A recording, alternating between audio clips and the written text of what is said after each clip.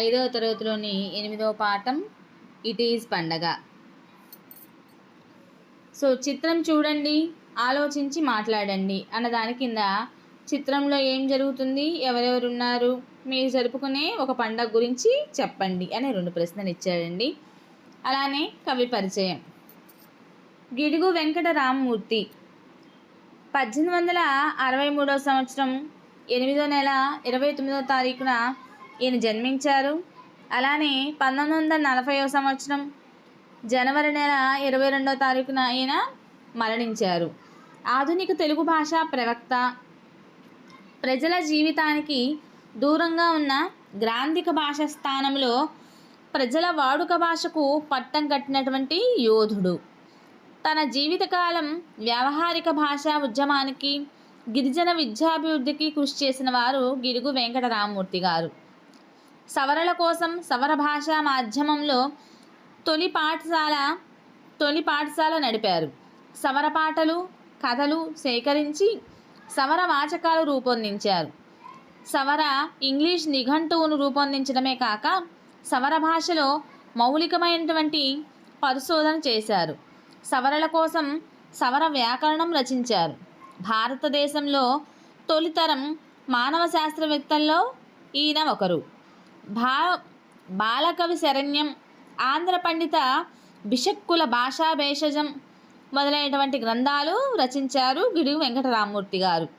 ఈయన స్ఫూర్తికి అనుగుణంగా గిరిజనుల గురించి పాఠ్యాంశాన్ని ఇక్కడ పొందుపరిచారు.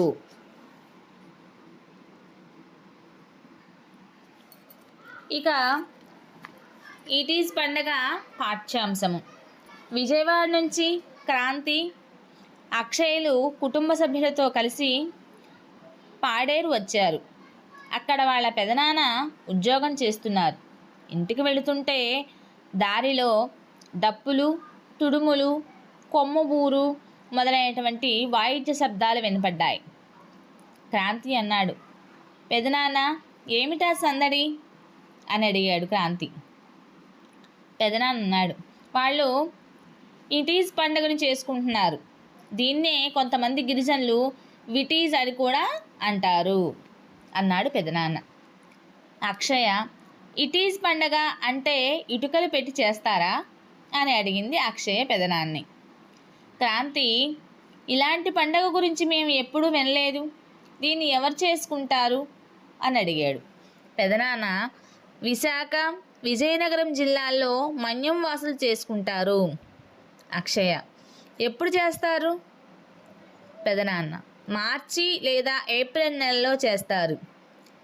ఒడియా సాహచర్యం ఉన్నవారు పోరాబ్ అంటే చైత్ర పర్వం అని అంటారు. గిరిజనేతరులు ఇటుకల పండగ అని కూడా అంటారు. ఇద్దరు, పెదనాన్న, ఆ పండుగ చేసుకునే వారి దగ్గరికి వెళ్దామా అని అడిగారు అక్షయ మరియు క్రాంతి. పెదనాన్న, అలాగే అమ్మా అన్నారు. క్రాంతి, ఇట్ ఈజ్ పండగ ఎలా చేస్తారు పెదనాన్న? పెదనాన్న, మన మొట్టమొదటి పండగ ఉగాది జరుపుకుంటాం కదా, అలానే వారు కూడా ఉగాది తర్వాత నవమి మధ్యలో ఈ పండుగ చేస్తారు. వారు మనలాగే 12 నెలలు పేర్లు పెట్టుకున్నారు. అందులో 4వది విటీజ్. ఆ నెలలో జరిపే పండుగ ఇట్ ఈజ్ పండుగ. వారి వెసులుబాటు అనుసరించి గ్రామస్తులు సమావేశం పెట్టుకుంటారు. తదుపరి శుక్రవారం చాటింపు వేస్తారు. ఆ తర్వాత శుక్రవారం నుంచి పండగ ప్రారంభమవుతుంది. అక్షయ, అబ్బా, ఆ ఇంటి ముందు గోడలపైన ముగ్గులు, మామిడి ఆకు తోరణాలు ఎంత బాగున్నాయో. పెదనాన్న, పండగ జరగటానికి ముందు అలా అలంకరించుకుంటారు. పండగ రోజు మన రైతుల మాదిరిగానే నాగలి, మోకు, పలుపు తాళ్ళు, పార, కొంకి మొదలైనటువంటి వ్యవసాయ పనిముట్లు కడిగి కుదురు అంటే దేవుని మూల దగ్గర పెట్టి పూజిస్తారు. క్రాంతి, పెదనాన్న, అదేంటి గిన్నెలలో ఒకరికొకరు ఏదో ఇచ్చిపుచ్చుకుంటున్నారు? పెదనాన్న, అవును క్రాంతి, మామిడికాయలను ఇంటికి తెచ్చి వాటిని ముక్కలుగా కోస్తారు. బియ్యంతో ఆ ముక్కలను కలిపి వండుతారు. దాన్ని బోనం అంటారు. ఆ బోనం నైవేద్యంగా దేవుడికి సమర్పిస్తారు. తర్వాత నైవేద్యం అన్నం, కూరలు, వంటలు మొదలైనవి ఇరుగు పొరుగు వారు, బంధువులు ఒకరికొకరు ఇచ్చి పుచ్చుకుంటారు. అక్షయ. ఆ తర్వాత ఏం చేస్తారు పెదనాన్న రెండవ రోజు ఆకులు కట్టుకుంటారు. తలకు పక్షి ఈకలు కట్టుకుంటారు. ముఖంపై నలుపు, తెలుపు రంగులు చారలుగా పూసుకుంటారు. రంగులు, బూడిద కలిపి నీరు వెదురు గొట్టాల్లో నింపి ఒకరిపై ఒకరు చల్లుకుంటారు. పనసకాయను జంతుతల ఆకారంగా చేస్తారు. దానిపైకి బాణాలు వేస్తూ ఆడుతూ పాడుతూ శంకుదేవుని దగ్గరకు వెళ్తారు. అక్షయ. ఎందుకు వెళతారు పెదనాన్న? శంకుదేవుని కొరకు ప్రతి ఇంటి నుండి గుప్పెడు చొప్పున విత్తనాలు, బియ్యం సేకరిస్తారు. గుడి దగ్గర బియ్యం వండి నైవేద్యం పెడతారు. విత్తనాలు కొన్ని గుడి చుట్టూ చల్లుతారు. మిగిలిన విత్తనాలు వారం రోజుల తర్వాత ఇంటికి పంచుతారు. అవి వారి విత్తనాల్లో కలుపుకుంటారు. క్రాంతి. భలే విచిత్రంగా ఉంది. ఆ తర్వాత పెదనాన్న. 3 నుంచి 6 రోజుల్లో ఏదో ఒక రోజు గ్రామస్తులంతా వేటకు వెళతారు. వేటకు వెళ్ళిన వారిని వరసైన వారు ఎగతాళి చేస్తారు. వేట సాధించిన వారికి ప్రత్యేక గౌరవం ఉంటుంది. అక్షయ. 7వ రోజు ఏం చేస్తారు పెదనాన్న?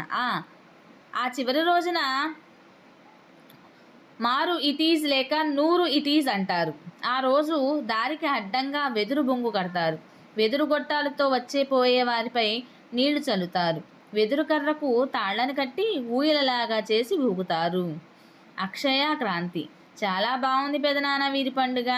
పెదనాన్న. అవును, మన రాష్ట్రంలో రాయలసీమలో కొన్ని పండుగలు, కోస్తాలో కొన్ని పండుగలు ప్రత్యేకంగా జరుపుకుంటారు. అలాగే గిరిజన ప్రాంతాల్లో కూడా రకరకాల పండుగలు జరుపుకుంటారు. ఇవి వారి వారి సంస్కృతి సాంప్రదాయాలకు ప్రతీకలు. నెక్స్ట్ పదాలు, వాటి యొక్క అర్థాలు. తుడుము గిరిజన వాయిద్య పరికరం. కొమ్ము బూర కొమ్ముతో తయారు చేసే బూర. సందడి పండుగలో అందరూ కలిసిమెలిసి తిరగడం. మొక్కుబడులు భగవంతునికి చెల్లించే ముడుపులు. తోరణం గుమ్మాలకు మామిడాకులతో కట్టే దండ.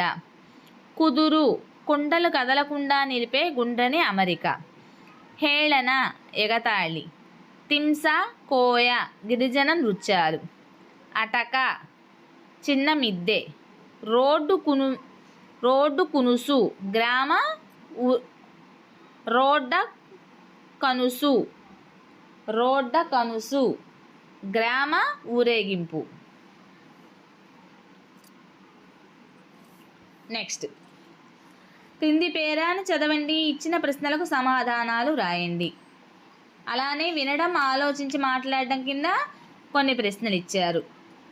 పండుగ అంటే ఏమిటి? ఈటీజ్ పండుగ ఎలా జరుపుకుంటారు? మనం జరుపుకునే పండుగలకు వారి వారి తరగతులను రంగురంగుల కాగితాలతో అలంకరిస్తారు. గుమ్మాలకు తోరణాలు కడతారు. తరగతి గది లోపల బయట ముగ్గులు వేస్తారు. పిల్లలందరూ దేశభక్తి గీతాలు సాధన చేసి జెండా వందనం రోజు పాడతారు. జనవరి 26వ తేదీ జరిగే గణతంత్ర దినోత్సవాన్ని ఆనందంగా, ఉత్సాహంగా జరుపుకోవడం పిల్లలకు ఎంతో ఇష్టం. ఆ రోజు బడి అంతా పండగ వాతావరణంలా కలకలలాడుతుంది. గణతంత్ర దినోత్సవాన్ని ఎప్పుడు జరుపుకుంటారు? సో ద ఆన్సర్ ఈజ్ జనవరి 26వ తేదీని గణతంత్ర దినోత్సవంగా జరుపుకుంటారు.